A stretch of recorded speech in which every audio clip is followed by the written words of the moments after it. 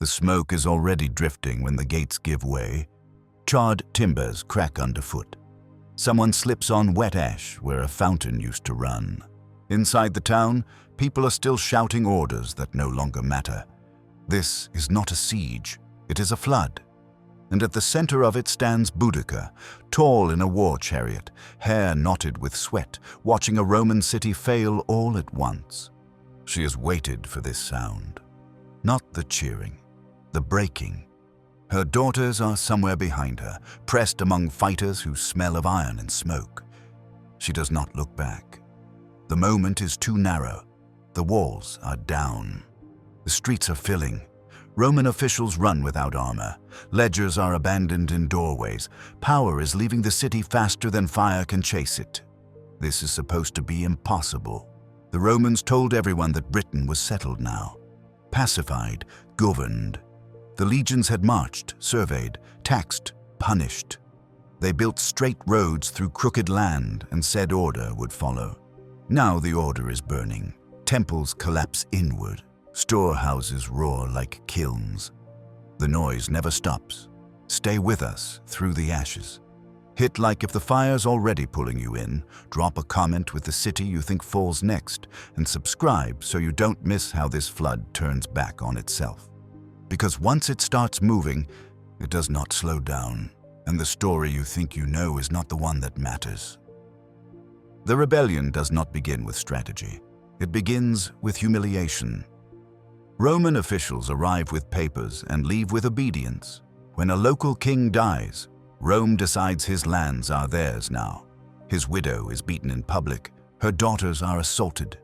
The message is meant to be instructional. This is what resistance earns. But instruction works both ways. Word spreads faster than Rome expects. Villages talk, elders remember. Old wounds open. Boudica does not ask permission. She stands before the Iceni and names the injuries out loud. Not as metaphor, as fact. Bruises, ropes, laughter from men who thought themselves untouchable. She does not promise victory. She promises consequence. Around her, people grip spears made from farm tools. Leather creaks. Someone spits into the dirt and waits. The first city falls quickly. Too quickly. There is no garrison strong enough to hold it. The defenders are clerks and veterans too old for marching. When the gates fail, the killing is not selective. Romans die. So do Britons who lived Roman lives. The distinction no longer matters. Houses burn with people inside. Stone cracks from heat it was never meant to bear. By nightfall, the place is a wound you can smell from miles away. The second city hears about the first. It does not prepare well. There is no time. Refugees clog the roads, carts snapping axles under too much weight. Mothers carry children who are silent from thirst. Roman officers argue about whether help is coming. No one agrees on whose responsibility this is. When the rebels arrive, the city tears itself apart trying to decide whether to fight or flee. Fire decides for them. By the third, panic outruns reason. This is not rebellion anymore. This is erasure. Tens of thousands die in days. The numbers stop meaning anything. What matters is visibility. Smoke columns rise like signals. News crosses the sea. In distant offices, men read reports they do not understand yet. 3 cities gone, not contested, gone. Boudica stands amid victory that feels too large to hold. Allies pour in. Crowds swell beyond command. Success brings mouths to feed and enemies to track. The land cannot absorb this many fighters for long. Every burned town leaves less to take tomorrow. The rebellion is winning faster than it can think. Somewhere, far from the ash, Rome begins to notice the silence. And silence, to an empire, is a kind of threat. The roads are no longer Roman. They still run straight, still cut clean lines through fields and forest, but control has drained out of them. So messengers ride hard and arrive too late. Orders go out and come back unanswered. In the towns that remain standing, People listen for hooves at night and cannot tell if they belong to help or death. Boudica's force does not march as an army anymore. It moves like weather. Columns split and rejoin. Fighters peel off to settle old scores, then return with carts of grain and captives who slow everything down. Smoke marks the path behind them. Each burned settlement feeds the next day's movement and shortens the day after that. Victory is consuming the ground it stands on. Inside the rebellion, pressure changes shape. Elders argue for restraint. Young fighters argue with their blood still hot. There are too many people to feed and no way to stop success from attracting more. Campfires ring the hills at night, scattered, hard to count. The sound is constant. Coughing, metal tapped against stone, animals panicking at unfamiliar numbers. This is not a force built for waiting. Roman authority collapses in pieces, not all at once. A tax office closes its doors and never reopens. A magistrate barricades himself inside a villa and listens as servants slip away before dawn. Garrison commanders send requests for reinforcements they know will not come in time. Each man is waiting for someone else to fix the situation. No one agrees who that is. One legion tries to move through hostile territory and turns back after its scouts disappear. Another never leaves its fort, rationing grain and sharpening blades that will not be used. In the countryside, farms that once supplied Roman towns are stripped bare or abandoned entirely. Fields go unharvested. Livestock wanders until someone kills it or it dies on its own. Hunger arrives early. Civilians feel the change first. Roman patrols do not burn indiscriminately. They burn selectively. Villages suspected of aiding the rebels are emptied and destroyed. Those that submit are taxed harder than before and forced to provide labor. People learn quickly what survival now requires. Neutrality disappears as an option. The governor receives approval from above. Boudica hears reports faster than she can respond to them. Every victory adds another edge she has to defend. Allies arrive expecting leadership and supplies. She gives speeches that travel farther than her authority. The rebellion's strength is its momentum. Its weakness is that momentum does not negotiate. In one town, spared burning, a Roman official attempts to restore order. He nails proclamations to a gate, promising protection in the emperor's name. No one reads them. By nightfall, the papers are torn down and used to start cooking fires. The language of law means nothing without someone to enforce it. The empire's voice has gone thin. News finally reaches the Roman governor with enough clarity to be believed. 3 cities destroyed, an entire region in revolt. He measures the reports against the men he has left and feels the gap. Retreat is discussed. Consolidation is ordered. The priority shifts from punishment to survival. This alone tells everyone how bad it is. From across the water, Rome begins to pay attention. Not to the causes, to the scale. Tens of thousands dead, major urban centers erased. This is not unrest, this is embarrassment. And embarrassment, once it reaches the capital, becomes something else entirely. Back in Britain, the rebellion presses forward because stopping would mean deciding what comes next. Fighters advance into territory already stripped clean, their boots raising dust instead of smoke. Supplies thin. Discipline frays. The crowd that once surged now hesitates at crossroads, unsure which direction still holds promise. Roman control has vanished, but Roman power has not yet arrived. Between those two facts is a space filled with fire, hunger, and choices that cannot be undone. The land is learning how loud rebellion can be. Rome is learning how visible it has become. By now, the rebellion has a shape Rome recognizes. Not an army, but a pattern. Cities fall where authority is thinnest. Roads become traps instead of arteries. Every delay multiplies losses. What frightens Roman commanders is not just the damage, it is the clarity. This is not random violence, it is cumulative. Boudica's camp swells beyond intention. Tribes arrive with their own grievances and their own rules. Some bring fighters, others bring families, carts, animals, and expectations. Fires burn all night, not for warmth, but for cooking whatever can still be found. Grain is stretched, meat is salted poorly and spoils fast. The smell of rot mixes with smoke. Victory has brought mouths that do not know how long they are expected to wait. Discipline thins at the edges first. Small groups break off to raid without orders. Some return drunk on success, others do not return at all. Arguments flare over who decides targets and who claims the spoils. Boudica still speaks, and people still listen, but her voice has to travel farther now, and distance changes meaning. Momentum keeps the rebellion moving even when command falters. The next Roman city does not burn because it resists. It burns because it is seen. Its walls are intact, its streets orderly, its temples standing. To leave it untouched would suggest limits.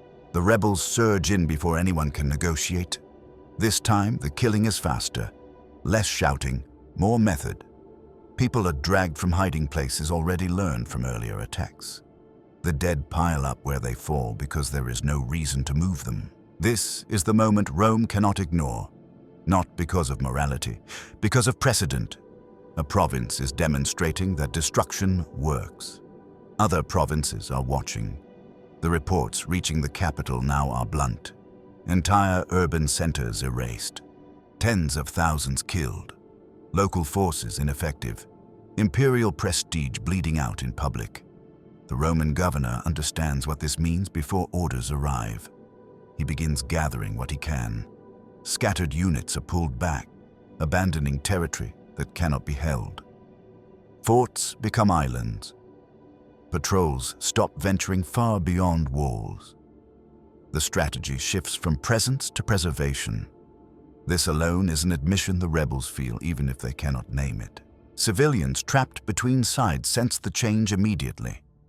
Roman settlers huddle behind defenses that no longer promise relief. Britons who stayed neutral are now marked by indecision. Everyone is choosing sides too late. Food disappears first, then trust. People stop opening doors at night. Children are told not to cry, not because of enemies nearby, but because sound carries. Boudica rides through territory that has already given everything it can.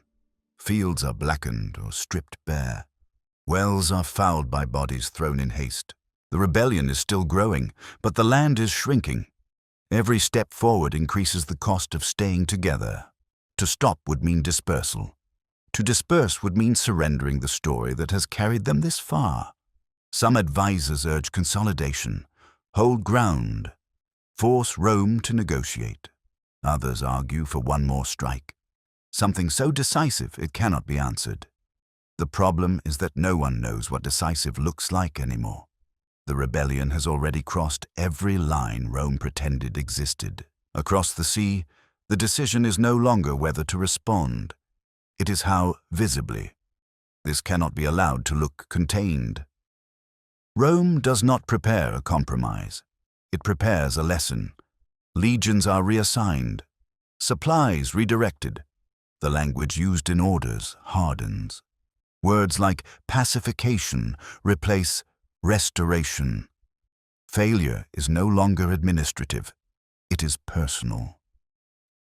Back in Britain, the rebels celebrate another victory that feels thinner than the last. Songs are sung to keep fear away. Fires burn lower to save fuel. Scouts report movement far to the south, slow and deliberate. Not fleeing, advancing.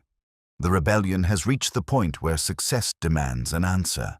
And Rome, finally fully awake, is deciding what kind of answer will last. The legions return quietly.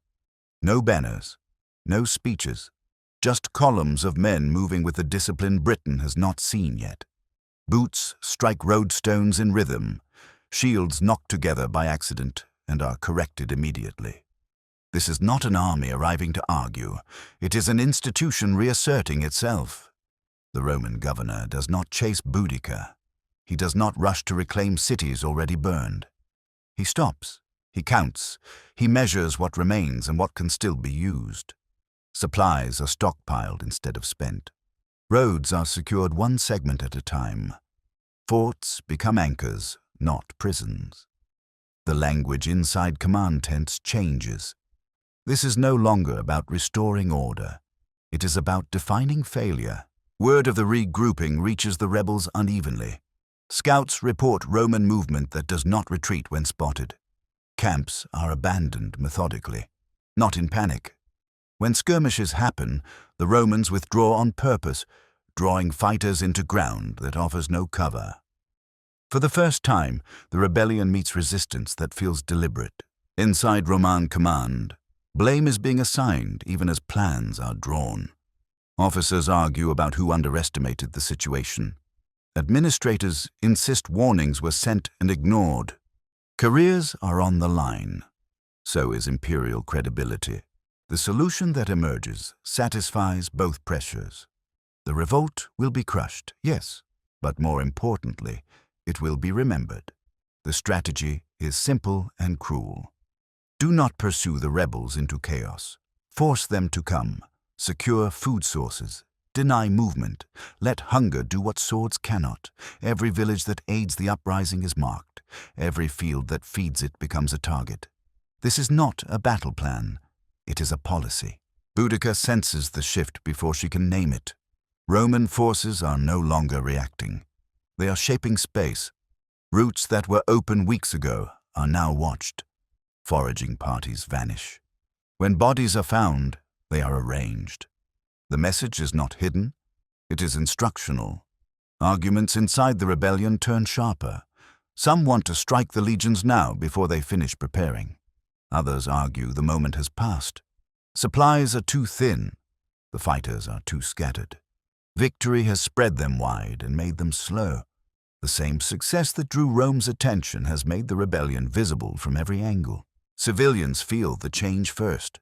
Roman patrols do not burn indiscriminately. They burn selectively.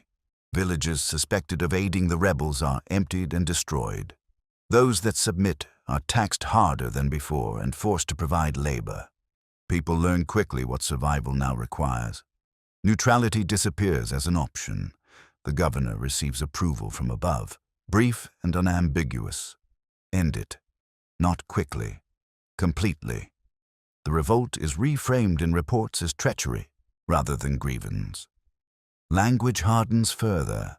Mercy is discussed only as a future reward for obedience. The present is for demonstration. Boudica gathers her leaders and looks out over a force that no longer fits the land it stands on. Too many people, too little food, too much expectation. The Romans are not chasing her shadow anymore. They are building a shape she cannot avoid. Somewhere ahead lies the confrontation everyone feels approaching, but no one can fully describe yet. The rebellion has forced Rome to decide what kind of empire it intends to be in Britain. And Rome has chosen to make an example that will not require explanation later. The legions finish preparing, the rebels finish arguing. The space between them narrows, heavy with decisions already made.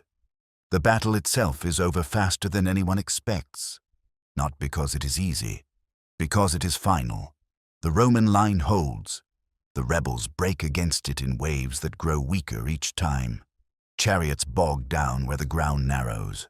Crowds press forward with nowhere to retreat. When the killing stops, it is not because mercy intervenes. It is because resistance no longer exists in a usable form. Boudica disappears from the field. Some say she poisons herself. Others say sickness finishes what Rome could not.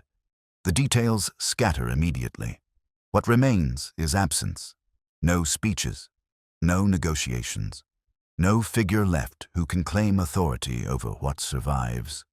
The rebellion ends not with surrender, but with evaporation. Rome calls it victory and moves on quickly. Too quickly if you expect triumph. There are no celebrations in Britain, no monuments raised where the fighting happened. The legions stay in formation and begin working through lists prepared in advance. This phase does not feel like war. It feels like administration wearing armor. Villages near the battlefield are emptied within days. People are counted, questioned, separated. Some are released with new obligations. Others are marched away in columns that do not return. Land is seized not as punishment, but as correction.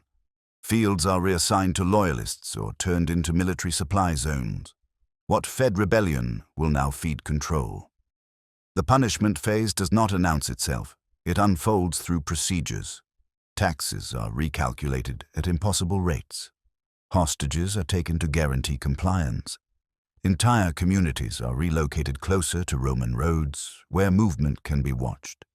Traditional meeting places are dismantled or repurposed. Sacred sites are stripped of meaning and stone.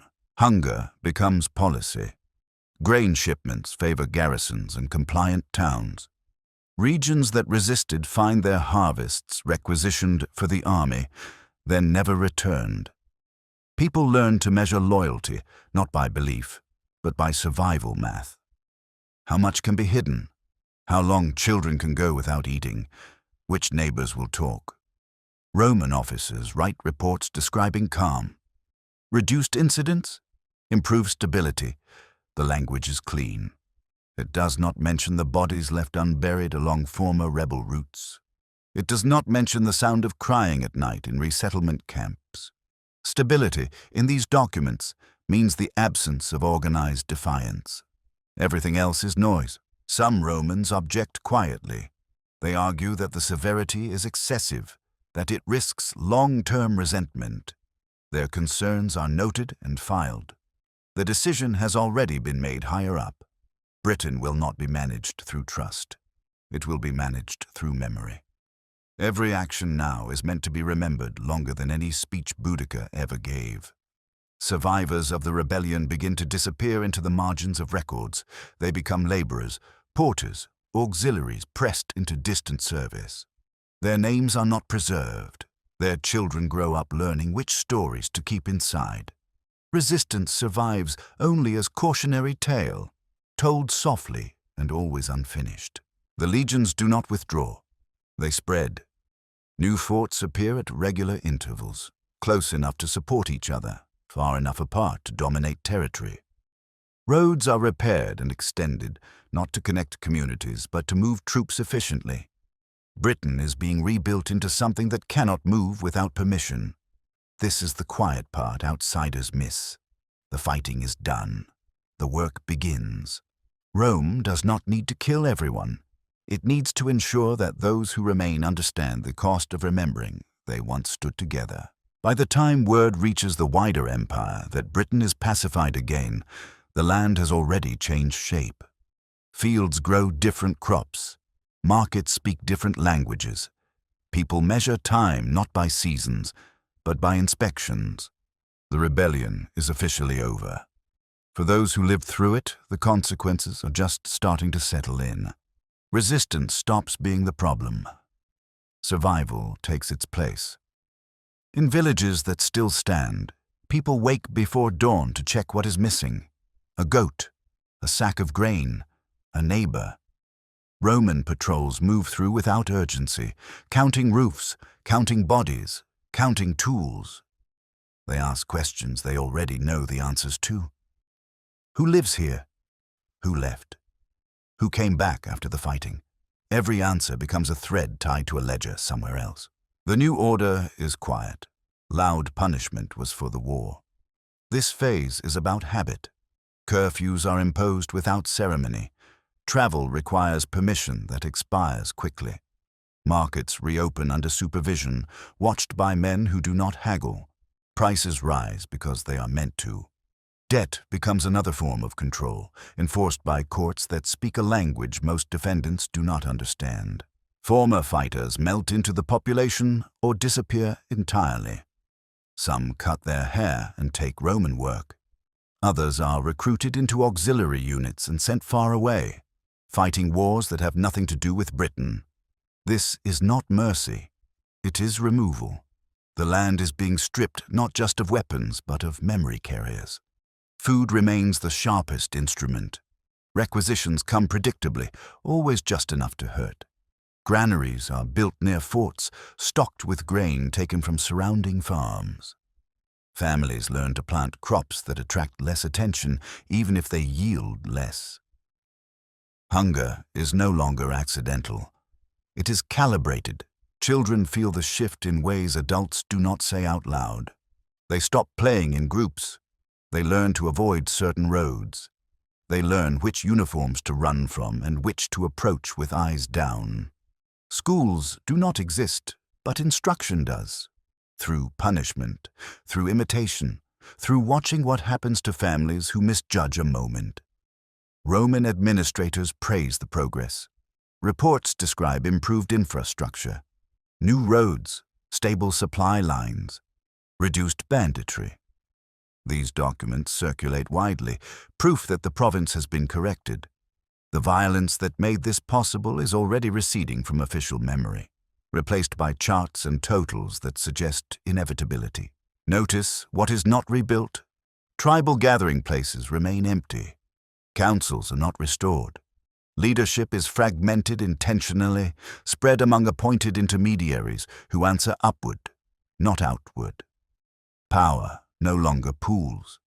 It trickles, carefully managed, so no single hand can close around it.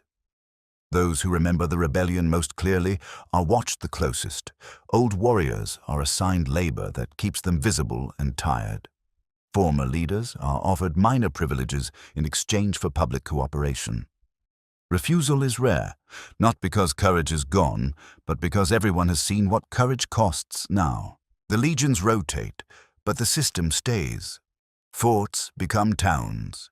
Towns become Roman. Stone replaces wood. Latin replaces local speech in public spaces. Britain is not being erased. It is being overwritten, layer by layer, with no room left for the old version to surface without friction. At night, stories still circulate, but they change shape. Boudica becomes less a person than a warning. Her victories blur, her defeat sharpens. Parents lower their voices when her name is spoken, not out of disrespect, out of calculation. The walls are thin.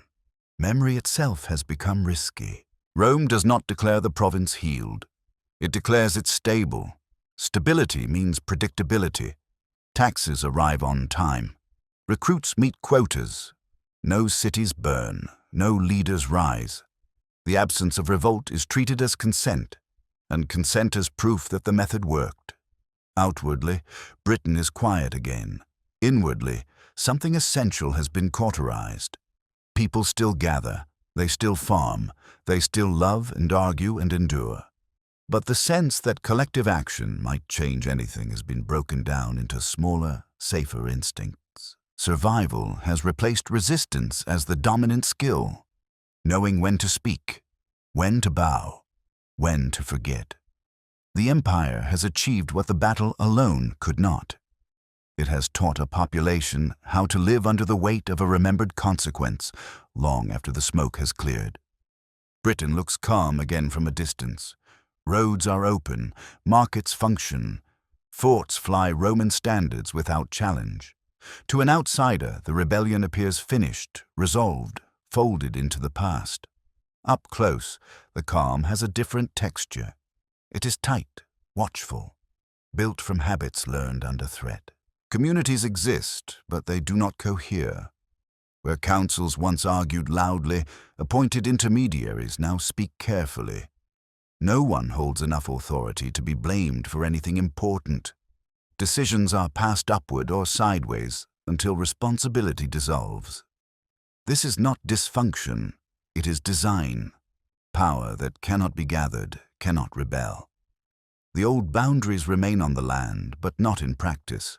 Tribal identities blur under administrative districts drawn for efficiency. Taxes ignore custom, obligations override kinship. People still know who they are, but knowing no longer grants leverage. Identity has become private, and privacy has limits. Those limits are enforced gently, most of the time. A missed quota brings a visit. A late payment brings confiscation. A rumor brings questioning. Punishment is rarely spectacular now. Spectacle is expensive and memorable. What works better is accumulation. Small losses, repeated until resistance feels irrational. The political fracture deepens quietly. Some local leaders benefit. They receive protection, exemptions, contracts. Their children learn Latin. Their houses grow in stone and tile. Others watch this and learn the lesson Rome prefers to teach. Collaboration is rewarded immediately. Defiance is punished indefinitely. The gap widens until shared grievance no longer outweighs individual calculation. Memory continues to be managed. Stories of the revolt survive, but they lose their edges. Dates blur. Names vanish. What remains is fear without clarity. People remember that something terrible followed unity, but not exactly how or why. This is the most stable version of remembrance for an empire, a warning that cannot be operationalized. The countryside adapts. Fields are reorganized to suit supply chains rather than tradition. Crops change. Labor patterns shift. Seasonal festivals fade or are repurposed as harmless entertainments under supervision. The rhythm of life continues, but it beats to a different measure now, one set elsewhere. Roman soldiers are everywhere and nowhere. Present enough to be felt, distant enough to avoid familiarity. They rotate through posts, preventing ties from forming. Enforcement becomes impersonal. Orders arrive stamped and signed by men no one will ever meet. This distance is protective. For the system, former rebels live with a specific kind of knowledge. They know exactly where the line is because they crossed it once. They teach their children not to approach it again. The lesson is practical, not ideological. You can survive here. You can even prosper. Just never mistake endurance for permission. Occasionally, something flickers. A dispute escalates. A refusal spreads. Roman administrators respond quickly, but not loudly. The participants are isolated, relocated, reassigned. The event disappears from public discussion within weeks. Stability resumes. The method proves itself again. Britain is pacified outwardly. Inwardly, it is hollowed in ways that do not show on maps. The capacity for coordinated defiance has been dismantled piece by piece, replaced with a web of dependencies that punish alignment before it forms. No single act feels decisive anymore. That is the point. The empire measures success in numbers that arrive clean and on time. Grain shipped, taxes collected, recruits sent, incidents reduced. By these measures, Britain is exemplary. A province corrected, a lesson delivered. The cost does not appear in the ledgers.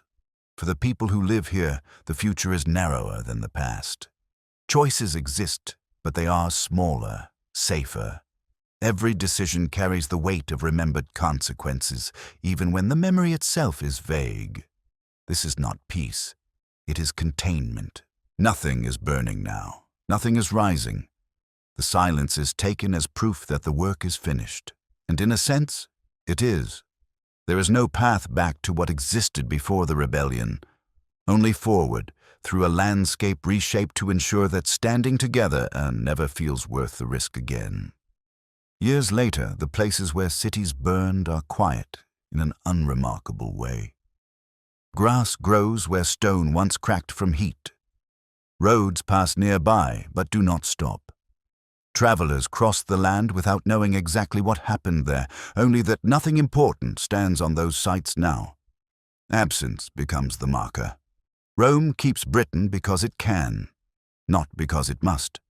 The province stabilizes enough to supply grain, metals, soldiers. Governors rotate through with tidy careers. Reports improve. The rebellion is reduced to a paragraph in imperial memory, useful mainly as justification for caution elsewhere.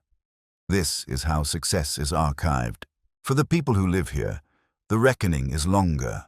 Generations grow up inside the shape left by punishment. They do not remember the revolt itself, only the conditions that followed it.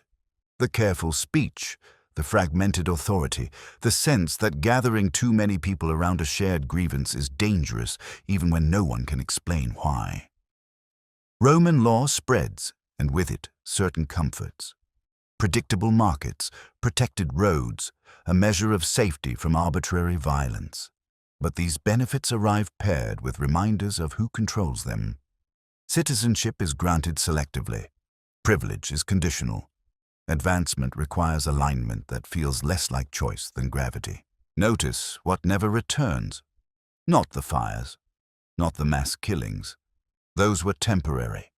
What stays gone is the belief that resistance can be absorbed without annihilation, the knowledge that success itself can be unforgivable. That lesson embeds deeper than fear. Boudica's name survives unevenly. In some places, she is remembered as a queen, in others, as a catastrophe. In many, she fades into legend, stripped of context until she becomes a symbol that can be admired safely, long after the danger has passed. This is another form of containment. Heroes without consequences are easier to tolerate. Rome never admits panic. Empires rarely do, but the scale of the response reveals it. 3 cities burned was not just a local disaster. It was a challenge to the story Rome told about itself. That it brought order, that its rule was inevitable. The response was designed to close that narrative breach permanently. The irony is sharp and enduring. The rebellion failed not because it was weak, but because it proved too much, too visible, too instructive. It demonstrated that Roman control could be broken, even briefly. And that demonstration forced Rome to ensure it would never happen again, by any means necessary. Britain becomes Roman in layers, not through love or admiration, but through time and pressure. Stone replaces wood because stone lasts longer. Latin replaces local speech in courts because courts decide survival. Customs persist privately until privacy itself becomes scarce. Assimilation happens not as surrender, but as adaptation to a narrowed world. Centuries later, when Rome finally withdraws, it does not leave behind a people ready to rise together.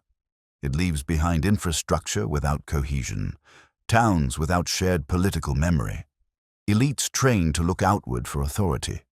The long shadow of the response outlasts the empire that cast it. This is the cost that does not appear in conquest narratives. The destruction of a future that might have organized itself differently. The narrowing of possibility until endurance feels like virtue and caution feels like wisdom. The transformation of collective power into private survival. Rome burned Boudica's world because it could not allow the lesson her success taught. The fire was not the point. The aftermath was. A province remade so thoroughly that rebellion would no longer seem like an option worth considering. Thank you for watching. If you found this story worth staying with, subscribe and turn on notifications so you don't miss the next one. And consider this question. When power responds to resistance with obliteration, what survives? Defeat or obedience?